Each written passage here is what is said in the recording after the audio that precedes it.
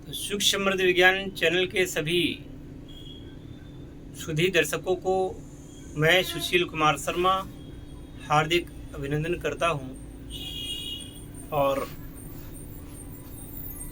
अभी मैं 2 दिन पहले ही मथुरा वृंदावन की यात्रा से वापस आया हूं और आप लोगों ने वीडियो देखे ही होंगे। तो आज मैं आप लोगों को बताना चाहता हूं, उसके पहले बताने के पहले आप लोगों से ये निवेदन है कि पूरा वीडियो देखना, और ये आपके लिए बहुत ही महत्वपूर्ण जानकारी लेकर के आए हैं। आप लोग हमारे चैनल को देखते हैं और इस चैनल को देखने के फलस्वरूप आप लोगों की श्रद्धा मुझे है, आप लोगों की श्रद्धा मुझ में है। तो मेरा भी कोई कर्तव्य बनता है कि आप लोगों के लिए कुछ ऐसा करूं जिससे कि आप लोगों को सफलता मिले और आप लोगों को हार का मुंह ना देखना पड़े। सुख समृद्धि विज्ञान चैनल का नाम इसीलिए रखा मैंने कि हमारे दर्शकों को सुख और समृद्धि मिल सके। वस्तुतः जो लोग इस चैनल को देखते हैं उनका ये सौभाग्य है कि इस प्रकार का चैनल उनके बीच में उपलब्ध है। जो लोग इस बात को जानते हैं और इस बात को समझते हैं वो लोग मेरी बात का समर्थन अवश्य करेंगे। मेरे जो शिष्यगण हैं, मैं कोई आवश्यक नहीं कि वो ही मुझे कॉल करें, संवाद करें, मैं भी उनको फ़ोन कर लेता हूँ और एक बार जो कमिटमेंट कर देता हूँ वो कमिटमेंट मैं पूरा करता हूँ। मेरा हमेशा से उद्देश्य रहा है कि आप लोगों को प्रामाणिक साधनाएं दूं और प्रामाणिक साधनाओं के साथ साथ प्रामाणिक ज्ञान दूं जो कि आपके जीवन में उपयुक्त हो और आप उसे अपने जीवन में अच्छी तरीके से उपयोग में ला सकें। वीडियो थोड़ा बड़ा हो जाए तो भी आप लोग चिंता मत करना, वीडियो बड़ा हो जाए तो भी आप लोग इसको पूरा देखना।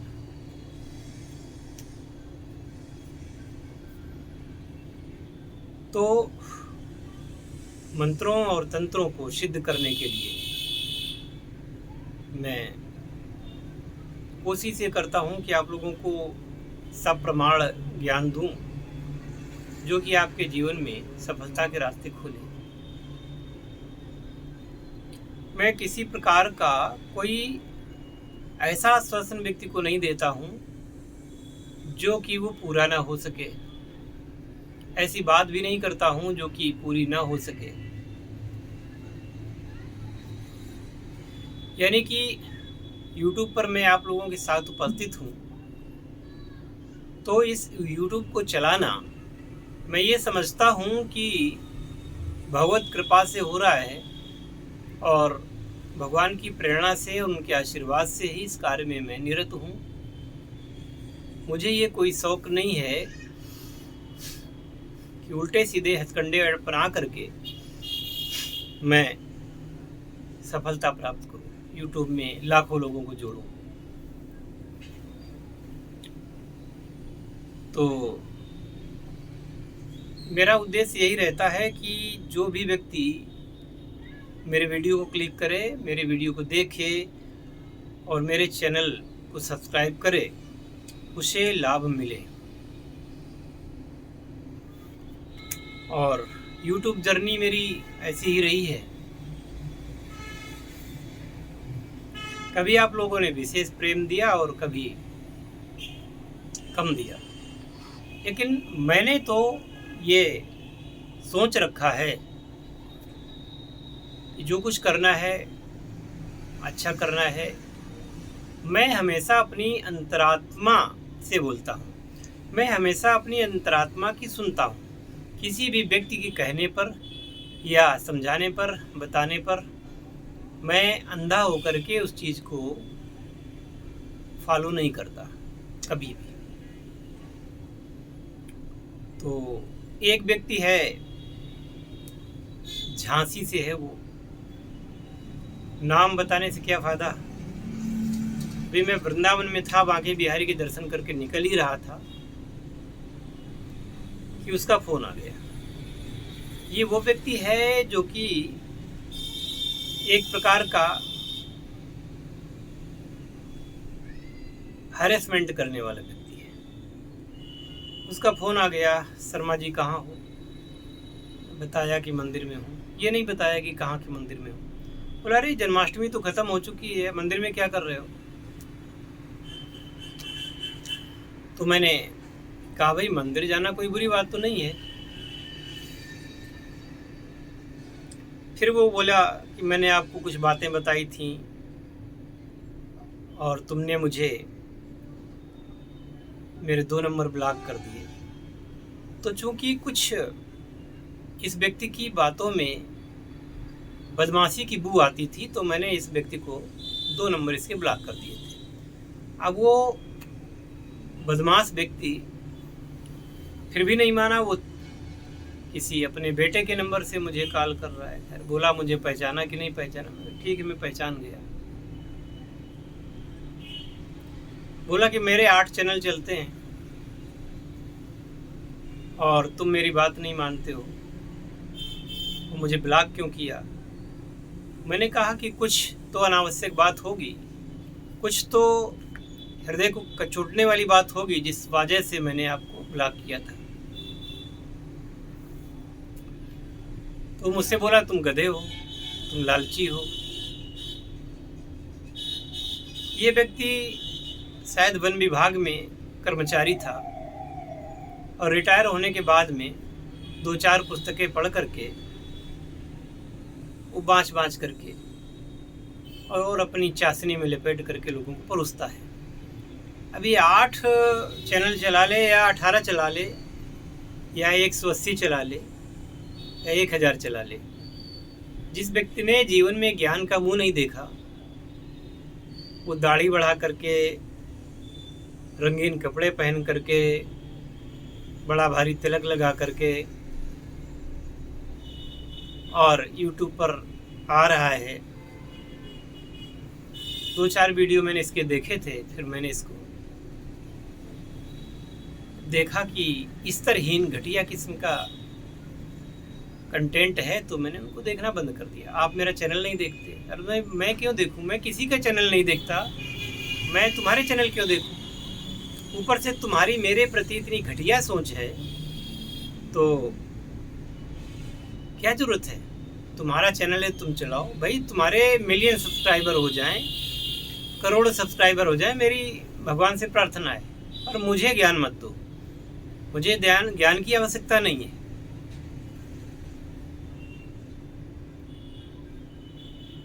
और लूज टॉक करोगे, उल्टी सीधी बात करोगे, तो इतना ध्यान रखना कि तपस्वी भले ही गृहस्थ रूप में हो, आगे सब समझ जाना और कुछ कहने की आवश्यकता नहीं है। एक ब्राह्मण का क्रोध ब्रह्मोस मिसाइल से भी तेज होता है, इतना ध्यान रखना। खैर, बात को ख़त्म करते हैं। देखेगा तो उसको पता चल जाएगा। और यदि इसका नंबर दोबारा इसने कहीं से कॉल किया तो फिर इसको फिर पता चल जाएगा। ज़रूरत नहीं मुझे इस व्यक्ति की या ऐसे लोगों की जो अन्य जगह भी हैं।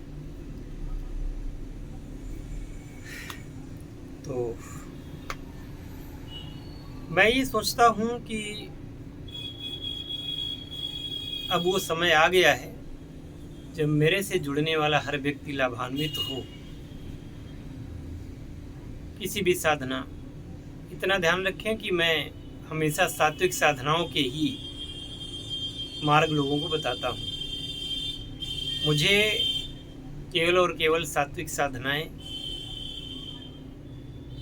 जिसमें आपको घी, दूध, दही, फूल, पत्ती, है ना, शहद, हवन सामग्री,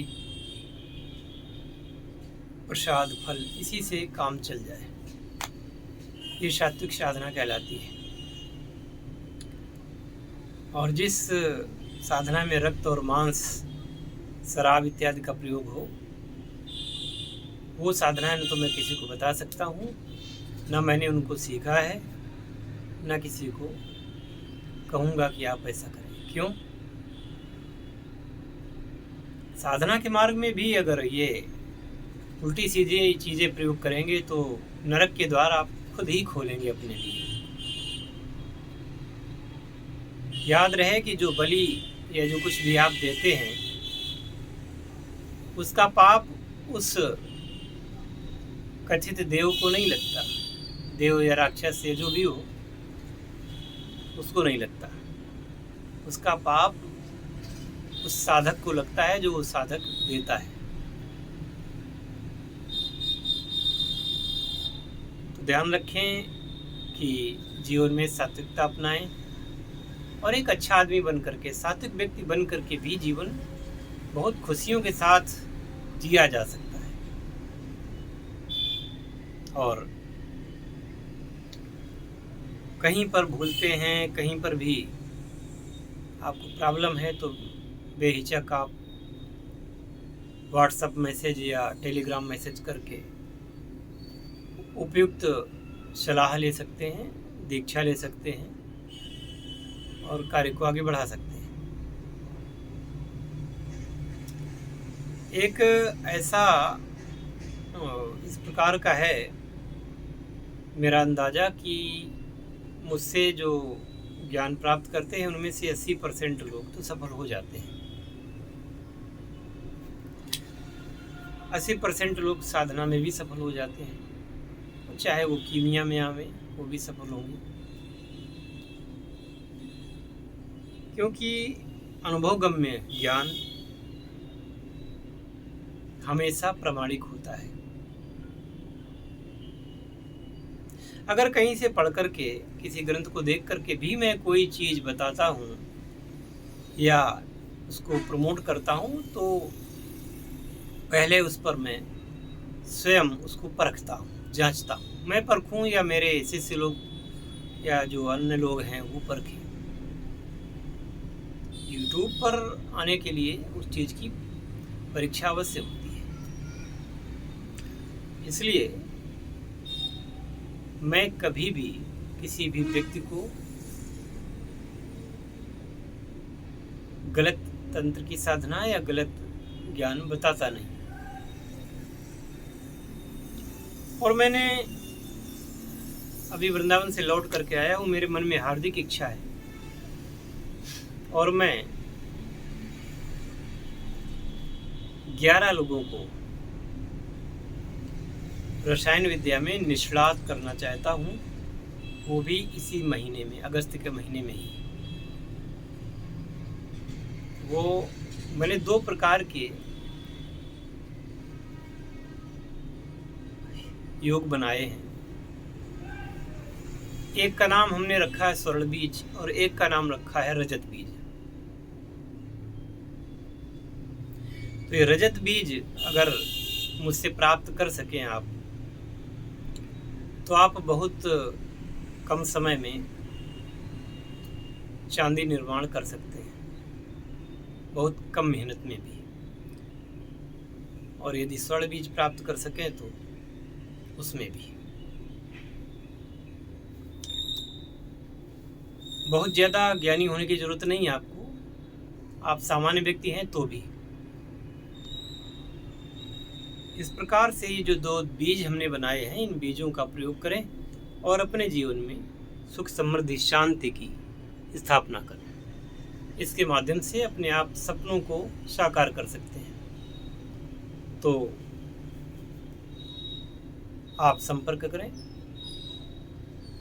और इसका मैं टाइम दे रहा हूँ, आज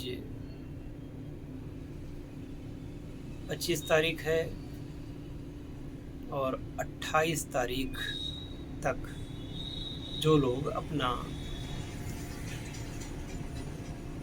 पंजीकरण करवा सकेंगे रजत बीज या स्वर्ण बीज के लिए, उनको उनमें से 11 लोगों को, इस बार केवल 11 लोगों का ही लक्ष्य है, इससे ज़्यादा नहीं। तो जितना आप जल्दी संपर्क करेंगे, आपका पंजीकरण करने में मुझे सहूलियत रहेगी। और यदि लेट करते हैं, हो सकता है कि अगर कल भी आप मुझसे संपर्क करें या शाम को भी करें, तो मेरे द्वारा कहा जा सकता है कि अब 11 लोग हो चुके हैं। इसलिए जितना जल्दी हो सके आप अपना पंजीकरण करवाएं और अपने जीवन में उस सिद्धि के दर्शन करें जो उसकी सिद्धि आप अरसे से प्राप्त करना चाहते थे। इनमें वो लोग भी आमंत्रित हैं जो लोग 10 साल, 20 साल, 30 साल से भी रसायन विज्ञान में लगे हैं और अभी ढेला हाथ में नहीं लगा है। वो लोग इसमें सम्मिलित हों। जय शिव शंकर, जय भोलेनाथ, हर हर महादेव।